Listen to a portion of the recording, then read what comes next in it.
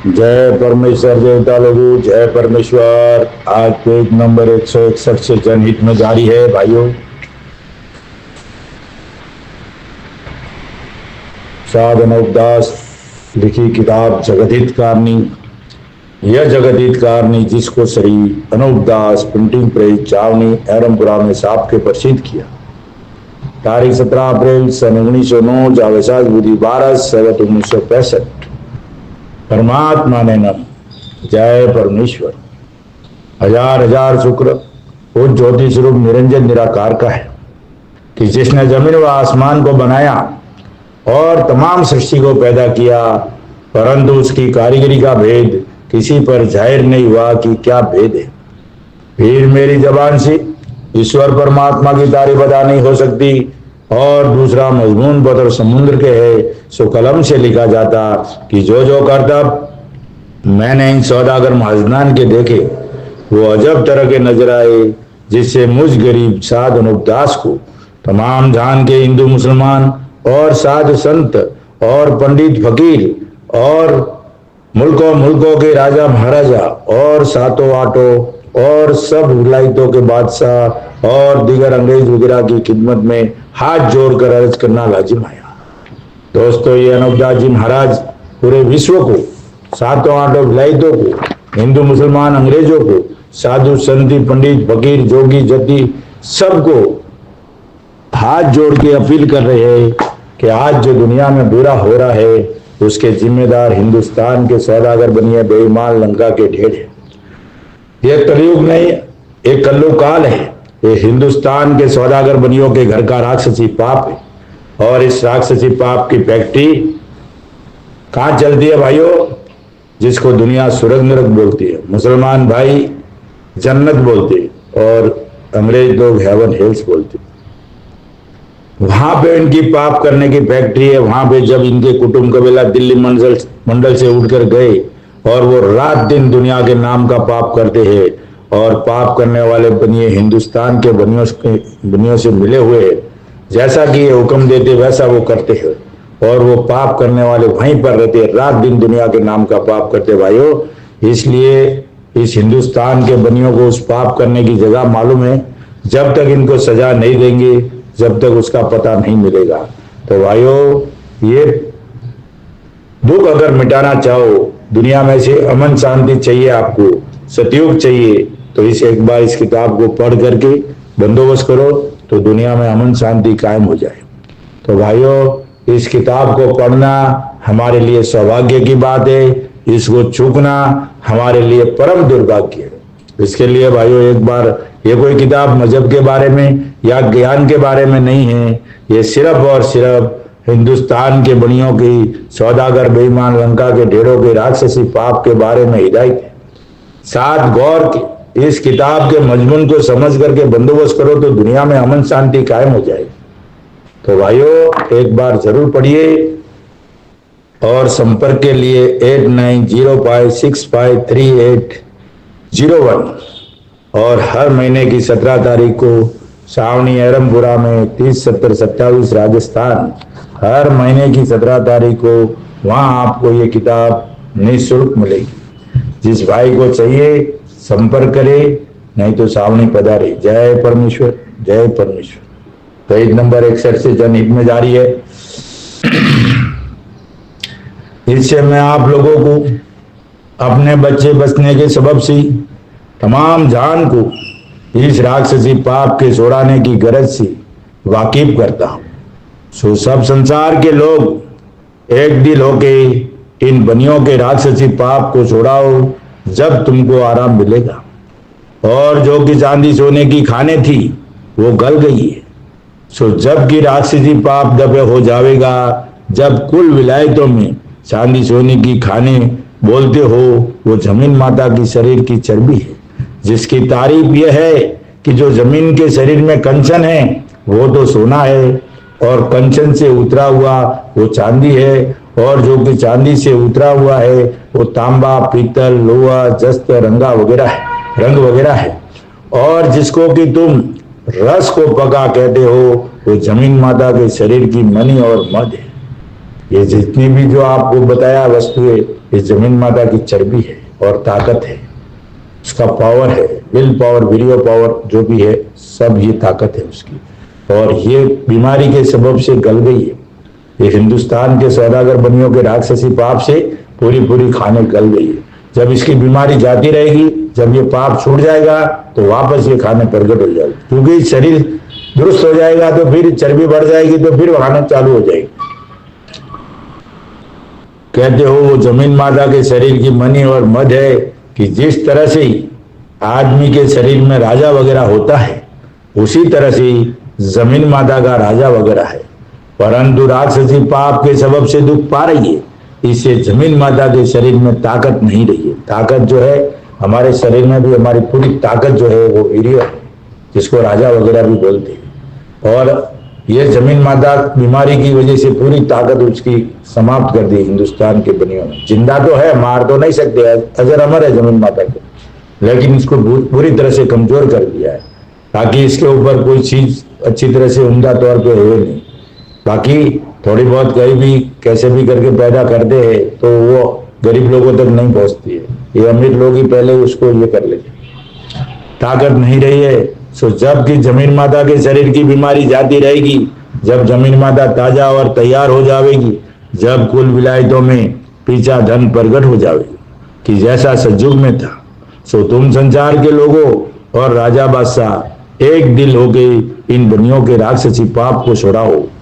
महाराज आपको जगह जगह एक एक बात को 100 जाकर लिखिए। और आप महाराज क्या बोलते, कुछ भी करो पहले इस राक्षसी पाप को छुड़ाओ। हिंदुस्तान के सौदागर बनिए बेईमान लंका के ढेरों का राक्षसी पाप को छुड़ाओ, जिसे पूरी बीमारी हट जाए। हर मर्ज की दवा ये किताब जगत करनी है भाइयों।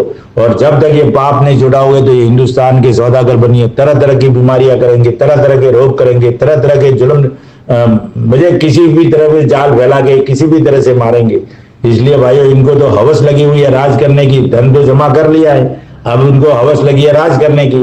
तो ये राज करने के लिए दुनिया को भारत करेंगे, दुनिया को कम करेंगे, अपनी औलाद को ज्यादा करेंगे, ऐसा।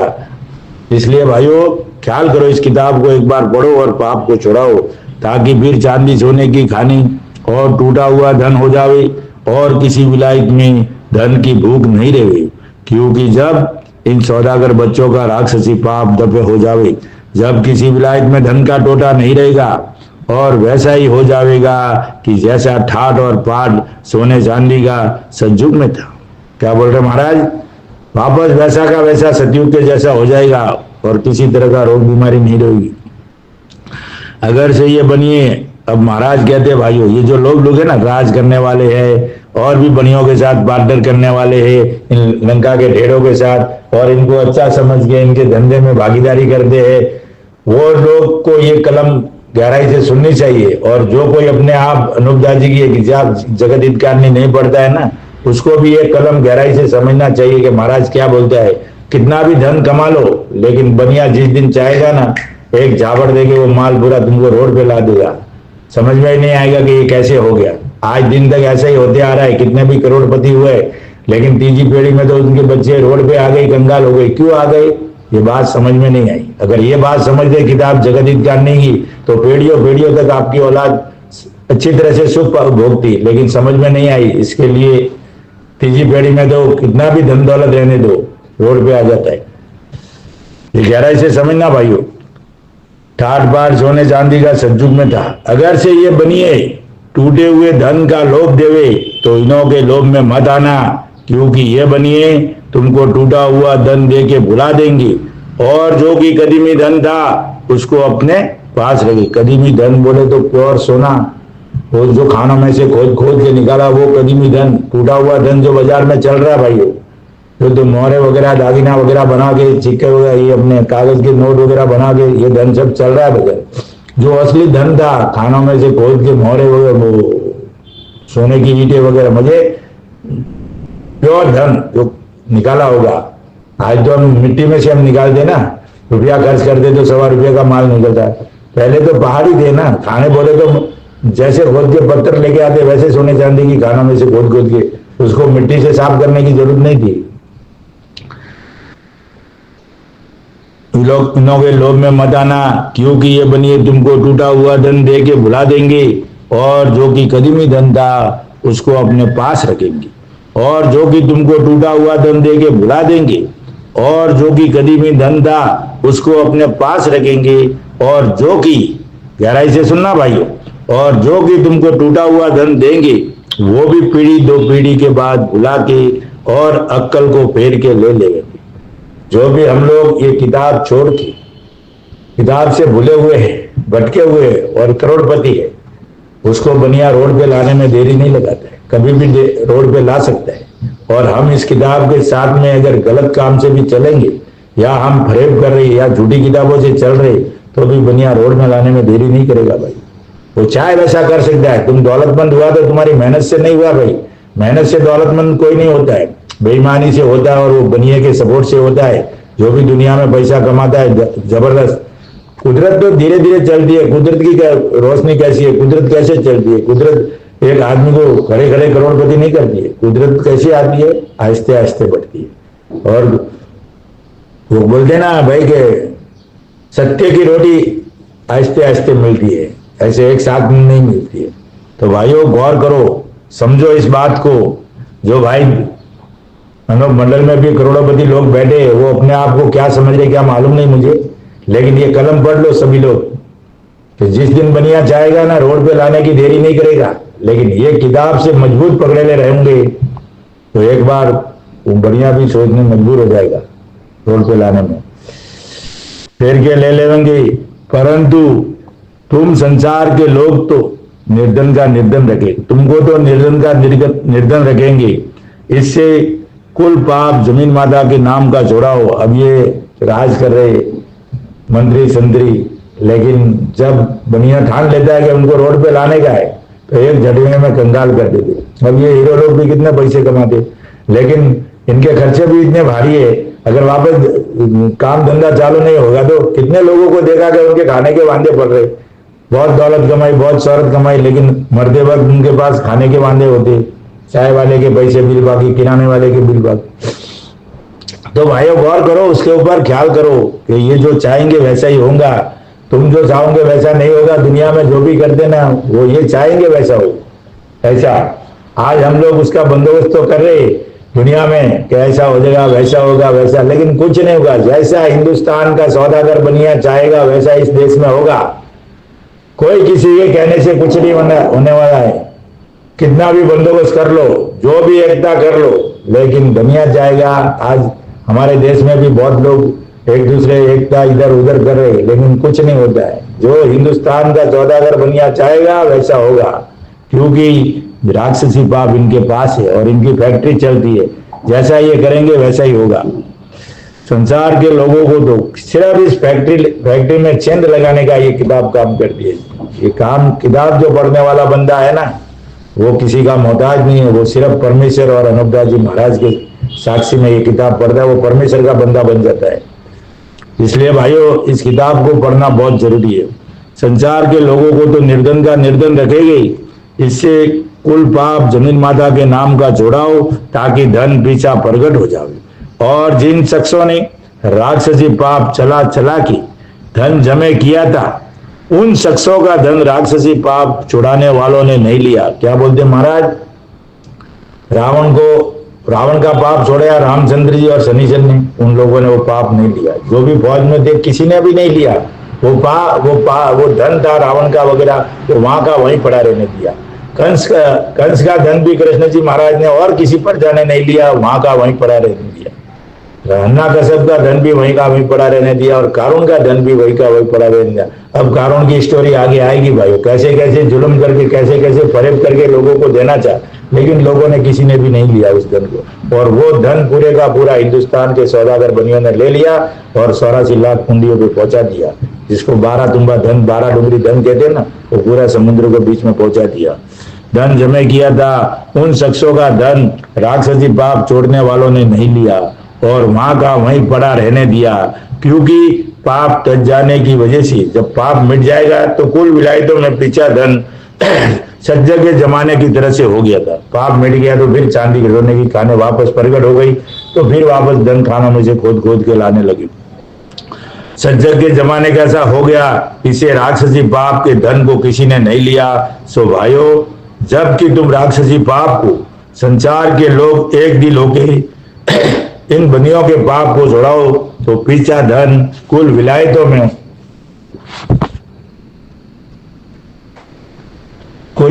में हो जाएगा कि जैसा सतयुग में था। और जो धन की रावण ने संसार का राक्षसी पाप से लिया था, उस धन को संसार ने नहीं लिया। देखो भाई, आगे ना बात कि रावण ने जमे किया था ना संसार से राक्षसी पाप करके, तो संसार ने उस धन को नहीं लिया और हराम जाना। और जबकि कारून बादशाह ने राक्षसी विद्या का पाप चलाया था और कारून बादशाह ने भी कुल संसार का धन अपने काबू में कर लिया था, जिसका हाल तमाम दुनिया में लोग अपनी जबान से बयान करते हैं कि कारून बादशाह ने राक्षसी विद्या के पाप से कुल संसार का धन खींच खींच के 40 गज यानी 40 डुंगरी धन जमे। डुंगरी का मतलब हो गया पहाड़, पहाड़ के मौजूद पहाड़ 40 डुंगरी धन जमे किया था। कितना धन होगा भाइयों, ख्याल करो। आज वो धन हो जाए तो पूरी दुनिया की अर्थव्यवस्था चेंज हो जाए, सतयुग आ जाए। इतना धन हिंदुस्तान ने, और वो धन पूरा हिंदुस्तान के बनियों ने लिया। अभी महाराज खुलासा करेंगे। राक्षसी विद्या के पाप से कुल संसार का धन खींच खींच के 40 गज यानी 40 डुंगरी धन जमे किया था कारून बादशाह ने। इससे उस धन को दुनिया ने नहीं लिया और हराम बराबर जाना। हालांकि कारून बादशाह ने उस धन को देना चाहा। अब देखो, पूरी जिंदगी तो उन्होंने धन अपने पास रखा और मरते वक्त कारून बादशाह ने देना चाहा। हृदय परिवर्तन हो गया तो दुनिया को देने लगे, लेकिन दुनिया ने उस धन को नहीं लिया। बादशाह ने उस धन को देना चाहा और ब्राह्मणों से और साधु फकीरों से कहा कि तुम इस धन को ले लो, हम पुण्य दान करते। क्या बोलते? चोरी का धन जमे किया, राक्षसी पाप से धन जमे किया, फिर क्या बोलते कि हम ये दान देना चाहते, ये धन पुण्य दान करते हैं। तो भाइयों, उस वक्त के लोगों ने क्या जवाब दिया सुनो। इस धन को ले लो, हम पुण्य दान करते हैं। परंतु किसी ने नहीं लिया और ये जवाब दिया कि हम लोग धन को क्या करेंगे, क्योंकि जो धन तुम हमको पुण्य दान करते हो वो धन तुम्हारे राक्षसी पाप का जमे किया हुआ है। इससे इस दान को नहीं ले सकते, क्योंकि जो हम इस दान को ले लेवे तो हमारी औलाद डूब जाएगी। मुझे लोगों की नीयत कितनी साफ थी, साफ सुथरी थी, धन देख के पिघले नहीं। उस टाइम बुद्धि दुरुस्त थी भाइयों, तो किसी ने उस हराम समझा। हालांकि वो धन हरामी नहीं था, जमा करने वाला हरामी था, धन हराम नहीं था। ले लेते तो कोई हरज भी नहीं, आगे महाराज खुलासा करेंगे। लेकिन उस वक्त इतने लोग दया धर्म में रहते थे, तो किसी ने उस राक्षसी पाप के जमे किए धन को नहीं लिया, तो हमारी औलाद भी डूब जाएगी। इस वजह से नहीं लेते। सो मेरे भाइयों, रावण वगैरह के दान को और कारून वगैरह के दान को तो किसी ब्राह्मणों ने और साधु फकीरों ने भी नहीं लिया और हराम के बराबर जाना। साधु फकीरों ने, जो फकीर लोग हैं मांग के खाते बेचारे, और भी किसी ने भी नहीं लिया। मांग के खाना मंजूर है, लेकिन हराम का धन नहीं लेना, जब ऐसी बुद्धि दुरुस्त थी। हराम के बराबर जाना। और अलावा इसके बादशाह ने चमड़े का रुपया चलाया था। आज तो भाइयों कोई 1 तोला सोना देगा तो बनी उसका बेटा बन जाएंगे और कुछ भी करने को लग जाएंगे, हनुमान जी के विरोध में खड़े हो जाएंगे। ऐसे ऐसे भी है भाइयों। इसलिए ये बात सोचने की या समझने की है। हराम के बराबर जाना। और अलावा इसके बादशाह ने चमड़े का रुपया चलाया। अब देखो बादशाह कैसी चालाकी करके वो चमड़े का रुपया चलाया, जिसकी ये तारीफ तमाम जान के लोग बयान करते हैं कि 1.25 रुपए की मेघ सोने की, क्या बोलते, 1.25 रुपए की मेघ सोने की चमड़े के अंदर लगा के ब्राह्मणों को देने लगे और कहने लगे कि इन रुपयों को तुम लो, जो धन था कि उस धन को तुम लो, इन रुपयों को तुम लो। लेकिन वो सोने का सिक्का, चमड़े का सिक्का बना के 1.25 रुपए की मेघ सोने की उसमें डाल के, और उनको बोला तुम ये इस धन को ये बताना, दुनिया में अगर कोई पूछे तो ये चमड़े के बराबर जान के तुम इसको ले लो, इन रुपयों को तुम लो कि जो हम तुमको दान में देते हैं, परंतु तुम इन रुपयों को चमड़े के बराबर जानना। ऐसा ऐसा बोला, ऐसा ऐसा फरेब करके देना था, तो भी किसी ने उस धन को नहीं लिया। बराबर जानना और चांदी सोने का दान मत जानना, ऐसे ऐसे फरेब करके देना था, तो भी उन रुपयों को किसी ने भी नहीं लिया और दान का लेना हरामी जाना। परंतु वो धन भी जमीन के ऊपर ही पड़ा रहा। और किसी ने उस धन को नहीं लिया, सो उस धन को भी इन बनियों ने अपने कब्जे में करके ले लिया है। तो मुसलमान भाइयों, कारून के धन का भी आज तुम कोर्ट में केस कर सकते हो, रावण के धन का हिंदू भी केस कर सकते हो भाइयों। तो इसके लिए वो रावण का धन, कंस का धन, कारून का धन, हन्नाकशप का धन वो इन हिंदुस्तान के सौदागर बनियों के पास में, और ये किताब जगत हितकारिणी है, उस बारे में भी कार्रवाई कर सकते हो। आज वो केस वो बोलते ना रिजॉल्व करा सकते हो। तो इसके लिए भाइयों वो धन पूरा हिंदुस्तान के सौदागर बनियों के पास में है, और जल्दी से जल्दी उसकी कार्रवाई करने में लग जाओ, सोचने की बात ही नहीं है। अपने कब्जे में करके ले लिया है, इसे वो धन भी दिखने में नहीं आता है, और दुनिया ने उस धन को इस वजह से हराम जाना था कि जो जमीन पर चांदी सोने की खाने हैं, सो उसमें से ला ला कर बर्तन वगैरह बनवाएंगे और मोहरे वगैरह बनवा के खर्च करेंगे, और इस राक्षसी पाप के जमे किए हुए धन को हम क्या करेंगे। लोगों ने सोचा कि भाई खाने वगैरह है तो उसमें से लाके बनाएंगे, उनका राक्षसी पाप जमे किया हुआ धन हम क्या करेंगे। लेकिन दुनिया को यह मालूम नहीं था कि ये खाने भी गायब कर देंगे, खानों को भी गला देंगे, ये दुनिया को मालूम नहीं था। लेकिन वो धन ले लेते तो कोई हरज नहीं था।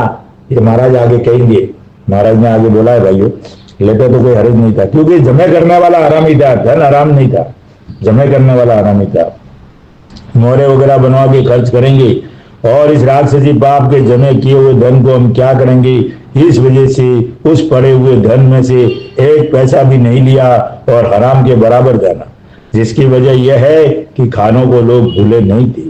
सो जबकि धन की जरूरत संसार में किसी को भी होती थी तो संसार के लोग खानों में से खोद खोद कर ले आते थे। इससे उस जमे किए हुए धन की परवाह किसी को भी नहीं थी, और जो कि धन जमे किया हुआ था वो भी मालिक का ही था। सो धन तो हरामी नहीं था, धन तो हराम नहीं था, परंतु जमे करने वाला हरामी था, कि जो संसार के लोगों को दुख देके राक्षसी पाप से खींच लिया था। क्या बोलते महाराज, धन तो हराम नहीं था परंतु जमे करने वाला हरामी था, जो लोगों को दुख देके धन जमे किया था, राक्षसी पाप से खींच लिया था, और खींच खींच के जमे किया था। सो उस धन को अगर कोई भी शख्स लेता तो कुछ हरज नहीं था, अगर लिया भी होता तो कोई हरज नहीं था, क्योंकि अपनी चोरी का वापिस होता है, धन तो हमारा ही था, हमारे पास ही जुल्म करके लिया था, तो ले लेने में कोई हरज नहीं था। लेकिन उस वक्त लोग दया धर्म में बहुत थे, तो उन्होंने हराम समझ के नहीं लिया। शख्स ले लेता तो कुछ हरज नहीं था, क्योंकि चोर किसी के मकान से धन चोर के, किसी के मकान से धन खींच के और चोर के ले जाता है, और धन का पता लगाकर चोरों को गिरफ्तार करा देते हैं। जब राजा बादशाह उस धन को चोर से पीछा मालिक को दिलवा देते हैं, तो मालिक उस धन को ले लेता है कि मेरी कमाई का धन था, क्योंकि चोर चुरा के ले गया था, सो पीछा मुझको मिला है, कुछ मैंने किसी का छीन के थोड़ा ही जमे किया है, उसका तो लेना वाजिब है, जिससे ले लिया है सो दुरुस्त बात है। फिर इसी तरह से अगर संसार के लोग इस राक्षसी पाप के जमे किए हुए धन को ले लेते तो कोई बुराई की बात नहीं थी। जय परमेश्वर भाइयों, बात ऐसी है कि अगर वो धन ले भी लेते तो कुछ बुराई की बात नहीं, कि अपनी चोरी का धन वापस होता है, इसे ले लेने में कोई हरज नहीं था। लेकिन लोगों ने नहीं लिया, क्यों कि वो नेक न्यायती में चलते थे, नेकी में चलते थे, इसके लिए धन लिया। और आज हिंदू मुसलमान और अंग्रेज भाइयों, उस धन की तपास करो, और वो जो धन था कारून बादशाह का धन, रावण की सोने की लंका, हन्नाकशप का और कंस का, ये सब धन इन हिंदुस्तान के सौदागर बनियों, टूटा हुआ धन जितना भी था वो हिंदुस्तान के सौदागर बनियों के पास में, और इन्होंने लेके अपने कब्जे में कर लिया है। आज उस धन की भी पैरवी करनी चाहिए। अगर संसार के लोग इस राक्षसी पाप के जमे किए हुए धन को ले लेते तो कोई बुराई की बात नहीं थी, क्योंकि वो धन भी रावण वगैरह ने और कारून बादशाह ने बतौर चोरी के ही खींच खींच के कर लिया था। इससे उस धन को ले लेने में संसार के लोगों को कोई बुराई नहीं थी। खैर ये भी बेहतरी है कि जो किसी ने उस धन को नहीं लिया तो ईश्वर परमात्मा ने उस नेक नियति के सबब से संसार के लोगों को बहुत सा धन बख्शा और बख्शेगा। खैर के नहीं लिया तो भी कोई बात नहीं, ईश्वर परमात्मा बहुत धन बख्शेगा और बख्शेंगे, उसमें कोई चिंता करने की जरूरत नहीं है। लेकिन अभी ये राक्षसी पाप छुड़ाना चाहिए कि जिन लोगों ने राक्षसी पाप के जमे किए हुए धन को हराम जाना, क्योंकि उन लोगों ने उस जमे किए हुए माल को हराम समझ के राक्षसी पाप की पहचान शनिचर के कहने से करके राक्षसी पाप के करने वालों को तमाम जहान ने एक दिल होकर के गारत कर दिया और पाप का करना छोड़ा दिया, जिसकी वजह चांदी सोने की खाने फिर प्रकट हो गई। इससे संसार के लोगों को धन की तरफ से तकलीफ उठानी नहीं पड़ी। उस वक्त में फिर वो तकलीफ उठानी नहीं पड़ी क्योंकि पाप छोड़ा दिया था रावण का, कंस का, कारों का, जैसे जैसे युग में, तो फिर वो धन वापस प्रकट हो गया, खाने प्रकट हो गए, तो उनको इतनी तकलीफ उठानी नहीं पड़ी। सो पहले जमाने की तरह से ये सौदागर हमाजनान राक्षसी पाप कर रहे, क्या कर रहे, वैसा का वैसा पाप आज भी ये हिंदुस्तान के सौदागर बनिए बेईमान लंका के ढेर कर रही है और धन को अपने काबू में कर रही है। सो अगर संसार के लोग एक दिल होके इन बनियों के राक्षसी पाप को छोड़ाओगे तो धन का टोटा नहीं रहेगा और वैसा ही हो जाएगा कि जैसे सतयुग में था, क्योंकि जमीन माता की बीमारी हट जाएगी तो जमीन माता पीछे तंदुरुस्त और ताजा हो जाएगी और खाने फिर प्रकट हो जाएगी। सो उन खानों में से कुल संसार के लोग फिर बर्तन वगैरह बनवा लेना और मोहरे और रुपया बनवा के खर्च करना और राक्षसी पाप के जमे किए हुए माल को हराम जानना और बनिए देवे तो भी मत लेना, क्योंकि जब राक्षसी पाप को छोड़ा दोगे तो फिर धन का टोटा नहीं है। अगर वो भी सभी लिया जावे तो कुछ दोष नहीं है, क्योंकि यह धन अपने ही चोरी का वापिस होता है। इससे मैं बार बार आप लोगों को बनियों के जाल से लिख करके वाकिफ करता हूँ। सो जल्दी इसके बारे में सब हिंदू मुसलमान और अंग्रेज वगैरह मैं अपनी अपनी रैयत की अपनी औलाद सलामत रखने की गरज से पाप छुड़ाने की दिल से कोशिश करके छुड़ाऊंगी और मदद करके छुड़ाऊंगी और इस काम में देर नहीं करूंगी, क्योंकि जो असली बात थी वो मैं लिख चुका हूँ। तो भाइयों, ये अनूपदास जी महाराज का फरमान है और अनूपदास जी महाराज ने इस हिंदुस्तान के सौदागर बनियों का राक्षसी पाप पकड़ के दुनिया के सामने ये बात रखी है। लेकिन अफसोस इस बात का है कि दुनिया की बुद्धि राक्षसी पाप से हिंदुस्तान के सौदागर बनियों ने इतनी भ्रष्ट कर दी है, इतनी कैद कर दी है कि इस बात की तरफ ध्यान ही नहीं जाता है, इस बात समझ में नहीं आती है। ज्यादा तो मैं क्या कहूँ आप लोगों से, जो अनूप मंडल इस किताब को लेके चल रहा है, अनूपदास जी का नाम लेके चल रहा है, अनूप स्वामी का नाम लेके चल रहा है, वो भी इस बात को अच्छी तरह से समझ नहीं पाया और बात रखने की उसमें भी वो बात नहीं है कि असली बात रखे। अभी वो लकड़ खालड़ी कूटने में और झूठी किताबें चलाने में ही माहिर है। असली बात को तो आज दिन तक 116 साल से क्या मालूम क्या वजह है इसकी, वो मैं नहीं जानता हूँ, लेकिन ये जो असली किताब है इस किताब को वो भी लेके नहीं आया। तो मेरे भाइयों, मेरा तो आपसे हाथ जोड़ के यही अर्ज है कि अनूपदास महाराज की जो खुद की प्रिंटिंग प्रेस तारीख 17 अप्रैल सन 1909 की जो किताब है, इसके अलावा दूसरी कोई किताब पाप छुड़ाने में मददगार नहीं बनेगी। सिर्फ और सिर्फ यही किताब एक बनेगी, बाकी सब झूठी किताबें। आगे जाके फंस जाओगे, परेशान हो जाओगे और बनियों के घर में फायदा होगा, कुछ होने वाला नहीं है। इसके लिए जो भी भाई अनूपदास जी महाराज का काम करता है, अनूपदास जी महाराज का नाम लेता है, उसको जल्दी से जल्दी अनूपदास जी महाराज की खुद की प्रिंटिंग प्रेस में लिखी हुई किताब नमूने के आधार की उसके ऊपर चल के बंदोबस्त करना है, क्योंकि अनूपदास जी महाराज की 100% गारंटी, 100% गारंटी है कि मेरे आगे बनियों का झूठ नहीं चलेगा भाइयों। इसलिए उस किताब को लेके चलना है।